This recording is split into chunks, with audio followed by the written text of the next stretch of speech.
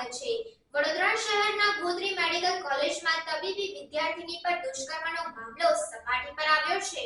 વડોદરામાં મેડિકલના સિનિયર વિદ્યાર્થીએ જુનિયર વિદ્યાર્થીની સાથે સૃષ્ટિ વિરુદ્ધનું કૃત્ય આચર્યું હોવાની ઘટના બની હતી। મળતી જાણકારી અનુસાર શહેરના ગોત્રી મેડિકલ કોલેજની છત પર આરોપી નિર્ભય જોશી નામના વિદ્યાર્થીએ પેનડ્રાઈવ આપવાના બહાને બોલાવીને વિદ્યાર્થીની પર દુષ્કર્મ આચર્યું હતું। ફરિયાદના આધારે પોલીસે ગાંધીનગરના વિદ્યાર્થીની ધરપકડ કરી હતી। ફરિયાદ અનુસાર આરોપી નિર્ભયે પીડિતાને રેકોર્ડિંગની પેનડ્રાઈવ આપવાના બહાને ગોત્રી મેડિકલ કોલેજની છત પર રાત્રે બોલાવી અને તેના પર સૃષ્ટિ વિરુદ્ધનું કૃત્ય આચર્યું હતું। નિર્ભય જોશી ગોત્રી મેડિકલ કોલેજમાં MBBSનો વિદ્યાર્થી છે। નિર્ભય છેલ્લા કેટલાક દિવસોથી સુરતની 19 વર્ષની જુનિયર વિદ્યાર્થીનીને રેકોર્ડિંગ વાયરલ કરવાની ધમકી આપી હતી અને ગર્લફ્રેન્ડ બનાવવા માટે દબાણ કરતો હતો।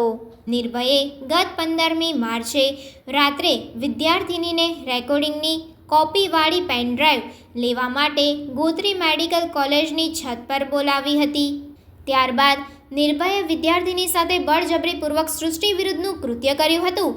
ગોરવા પોલીસે પીડિતાની ફરિયાદને આધારે નિર્ભય પ્રકાશભાઈ જોશીના વિરુદ્ધ ગુનો નોંધી તેની ધરપકડ કરી વધુ તપાસ હાથ ધરી હતી। આરોપી નિર્ભય પ્રકાશભાઈ જોશી ગોત્રી મેડિકલ કોલેજના મેડિકલના 4થા વર્ષમાં અભ્યાસ કરે છે અને ગોત્રી મેડિકલ કોલેજની હોસ્ટેલમાં રહે છે।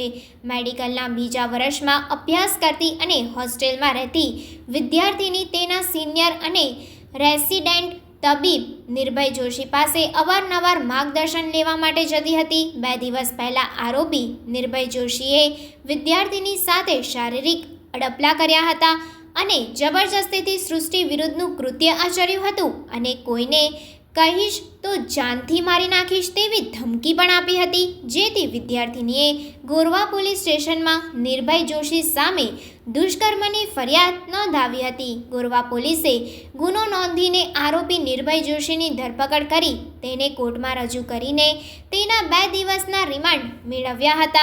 ગોરવા પોલીસે કહ્યું કે આરોપી સામે દુષ્કર્મનો કેસ નોંધવામાં આવ્યો છે અને તેને કોર્ટમાં રજૂ કરાયો હતો।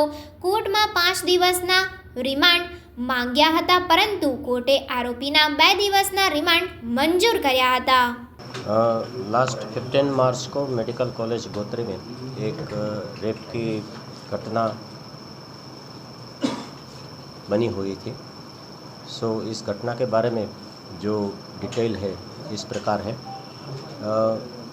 सेकंड ईयर और लास्ट ईयर के 2 स्टूडेंट्स थे और स्टूडेंट की हैसियत से एक दूसरे को मित्रता थी और मित्रता की हैसियत से ये जो एक्यूज्ड है वो विक्टिम से बार बार इलीगल डिमांड करता था और ये जो शारीरिक एब्यूजिंग है, एक्सप्लॉयटेशंस की डिमांड करता था। पूरी वारदात को अंजाम देते हुए 15 मार्च को रात को 11:30 बजे एक्यूज ने विक्टिम को ऐसा बोला कि भी मेरे मोबाइल में जो ऑल ऑडियो रिकॉर्ड्स है वो मैं तुमको दे दूंगा और तुम मेरी ये डिमांड सेटिस्फाइड करो।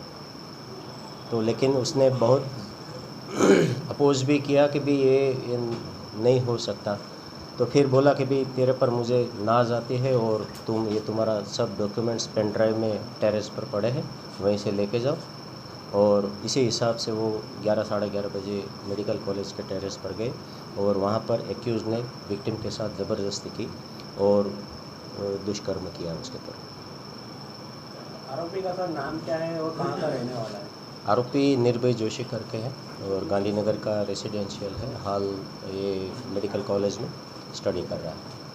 अन्य कोई विद्यार्थी या स्टूडेंट के साथ ऐसा किया हुआ है कोई ऐसा? अभी आरोपी अंडर पुलिस कस्टडी है। हम इन्वेस्टिगेशन कर रहे हैं। अभी तक तो कुछ नहीं मिला है इसमें। સમાચારોની અવનવી અપડેટ્સ માટે જોતા રહો સેક્યુલર ગુજરાત ન્યૂઝ। સાથે સેક્યુલર ગુજરાત ન્યૂઝ ચેનલને લાઇક, શેર અને સબસ્ક્રાઇબ કરો અને બેલ આઇકોન દબાવીને સમાચારોની ઝડપી માહિતી મેળવો।